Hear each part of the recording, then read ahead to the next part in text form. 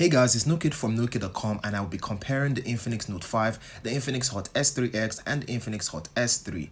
All three of these phones have very similar prices and it's understandable to not know for sure which to buy amongst them. So get your pen and paper and let's do this. Before we begin, kindly hit that red button down below to subscribe and hit that bell icon so you'll be notified when the next video drops.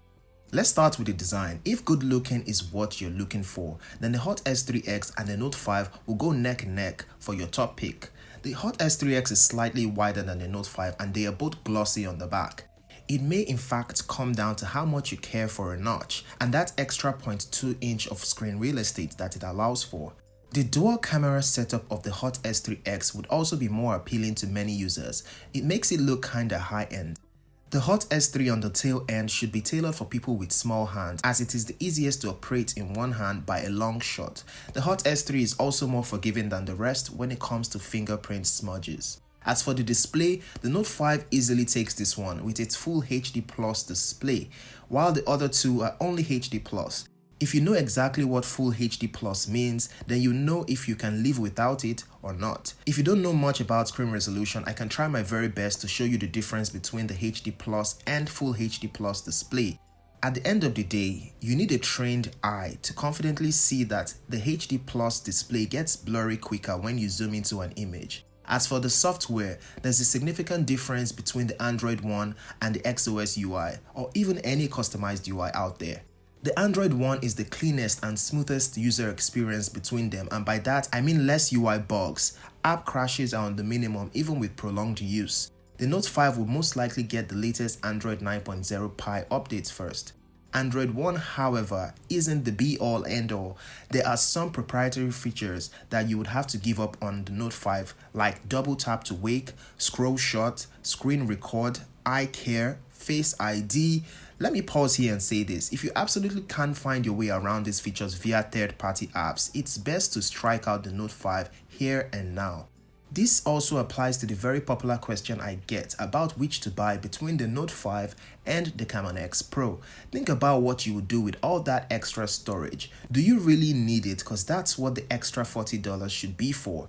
Coming back to the Hot S3 and Hot S3X, there are still some differences between them. Two different XOS versions. The Hot S3X has the latest one, and yeah, it is smoother and more battery friendly. It also has X-Hide for hiding private apps. The Hot S3 doesn't have this. About battery life, the Hot S3X in my short experience has had the best battery life, but not by a lot. All three devices have big batteries, so battery is really not an issue here. I get 8 to 9 hours screen on time on the Note 5 on the average, about 8 hours on the Hot S3, and it looks like the Hot S3X is pushing 9 to 10 hours of screen on time. About fast charging, the Note 5 and the Hot S3X actually use Quick Charge 2.0 and both charge from 0 to 100% under 2 hours and 15 minutes. However, only the Note 5 comes with a quick charger in the box. The Hot S3 took over 3 hours to charge from 0 to 100%. The Hot S3X and Hot S3 are using the same Snapdragon 430 processor, while the Note 5 uses the MediaTek Helio P23. You can watch the speed and RAM performance test between the two in the link above. I honestly cannot tell the difference while gaming, but the Note 5 clearly opens games faster than the Hot S3X and Hot S3. Now we are down to the final round, the camera. If you haven't already decided yet, hopefully this settles the score sheet. Let's forget about the numbers for a second, cause here's what I really think about the sample shots that I took. All three outdoor selfies have different saturation levels and it's entirely up to you to decide what complexion seems more pleasing to the eye. The real competition is between the Note 5 and the Hot S3X here. They are both sharper and more saturated than the selfie shot on the Hot S3. In my opinion, the selfie shot on the Note 5 is the most color accurate and the winner of this round. Here we can observe that the exposure levels of the photos shot on the Hot S3 and the Hot S3X are high where the sun hits, while the photo shot on the Note 5 is more balanced and has more detail of all three. The photo shot with the Hot S3X is the brightest and the Hot S3 photo is the most color accurate. The winner of this round still goes to the Note 5. In the indoor selfie, we see a repeat of the outdoor selfie situation where the Hot S3 looks undersaturated. I know some people prefer undersaturated photos, but even those go with good quality, which is a miss here. The tiny bit that the Hot S3X lacks in sharpness, it makes up for in color accuracy. The Note 5 did overexpose a bit here. I have to call this one a tie between the Hot S3X and the Note 5.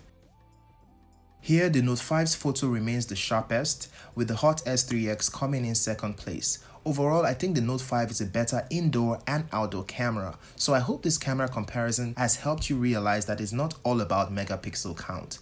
Thanks for watching and leaving all your requests. If you made it to the end, do leave a comment to let me know which phone you think is best for you. Please give this video a thumbs up if you enjoyed it and share it. Also follow me on Twitter or Instagram if you wish to see what I'm up to. Till next time guys, peace.